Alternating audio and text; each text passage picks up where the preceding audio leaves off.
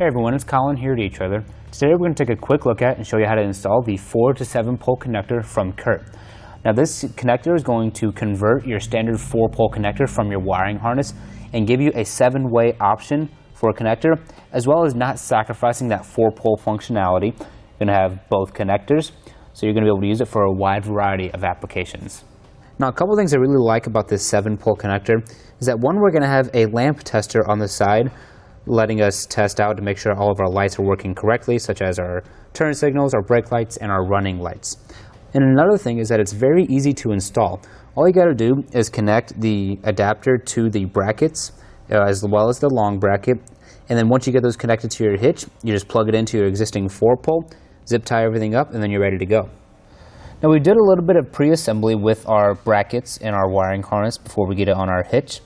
First we took the long bracket right here and we connected it to the small bracket, which comes in our kit with the 2 screws and bolts right there. You can see the bolts on the other side. And then we took our wiring harness right here and we fed the wiring through it and pulled it all the way through. Used the included nuts and bolts right there to secure it. You can see the bolts on the other side with the flat washers and lock washers. And then from there all we did was we took their 4-pole right here and then connected it to the side. Fits right in there. Once you've got all those little pre-assembly things done, and now we're ready to get it on our hitch. Now what we're going to do is put the long bracket right here over top of the hitch with the wiring going under. We're just going to go until this edge right here goes right over top of the hitch. We need to pick the spot where we want to put it. Just feed it right over top like so. Now we're just going to take our clamp. We're going to feed it through the slot on top of our long bracket. We're just going to bring it through. There we go. Once you have that there, make sure you're holding it in the right position. Get it tightened down all the way. There we go. Now we're going to take the 4-pole from our wiring harness and connect it to the back of our 7-way.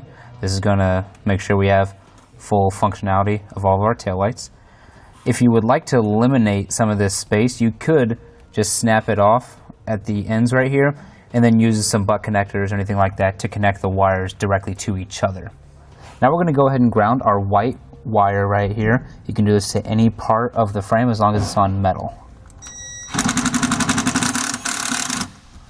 Now to get everything up and out of the way, we're just going to bundle everything together and zip tie it to the frame of our vehicle up here, same spot where we put that white ground wire. You can do this wherever is convenient for you. Just makes everything look a little bit nicer. Now if you have any excess of your zip tie, go ahead and just take a knife or a pair of scissors and cut that off. Now we're just going to go ahead and test all of our lights. First we'll go left turn switch, right turn, brake, and running. Thank you all for watching. That's going to do it for our look at and the install of the 4 to 7 pole connector from Curt.